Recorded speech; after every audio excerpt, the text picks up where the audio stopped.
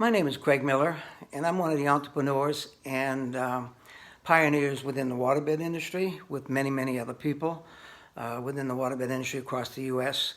My twin brother and I, Curtis, we started in 1971 selling water mattresses at the swap meet. It was an upcoming business. We needed something to do besides what we were doing. And so we both were selling these mattresses at the swap meet. People had a great interest in the product.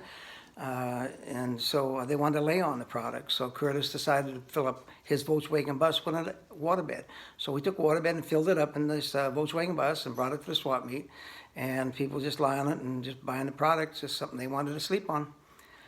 So with that being said, it was so busy, we wanted to expand our business a little more, so we ended up doing 2 swap meets. Curtis would cover one, I'd cover another.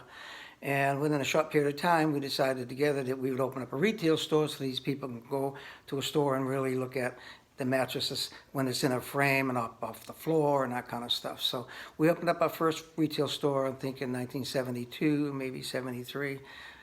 With that being said, we ended up in Orange, California, and then we ended up within a year and a half, we had 5 retail stores selling waterbeds.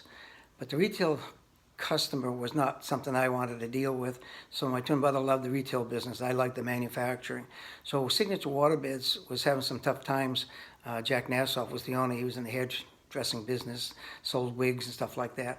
Well, he wanted to get out of that manufacturing of the water mattresses and the frames that he was making for the waterbeds.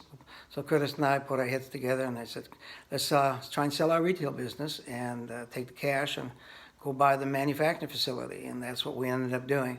So after we bought Signature Waterbeds, we shrunk it down to a tiny little building, did the RF welding for the waterbeds, and to create the bladders, both butt seam free flow, lap seam free flow, and then we started the fibers to wave control and hydraulics. And when we bought Signature Waterbeds, we ended up selling all the wood equipment we didn't need because that was not our cup of tea as far as the manufacturing goes. Our experience was in the welding side of making the bladders. So within 1980s, you might say, our heydays, we were doing 25,000 waterbeds a month, and the business just grew from there. The industry as a whole was doing about 150,000 beds a month.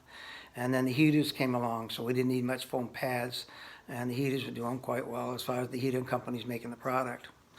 And so the business just kept growing in spite of ourselves, because we were just hippies trying to grow up, and we got a business that's running like crazy, moving forward. And so we ended up in manufacturing of these products across the U.S. as well out of the country. And bringing the imports really hurt our industry. They kind of hurt it. They kind of like couldn't compete with them because their pricing was so low. So that did hurt the industry, and eventually it slowed down as far as the retail base and the manufacturing base. So anyways, we ended up with a great company called American National Manufacturing today, making a lot of hospital beds, medical products, and so forth for long-term care patients as far as the air mattresses go, and any kind of air support system. And as of last year, we stopped manufacturing waterbeds, and there are a few other companies now still making water mattresses.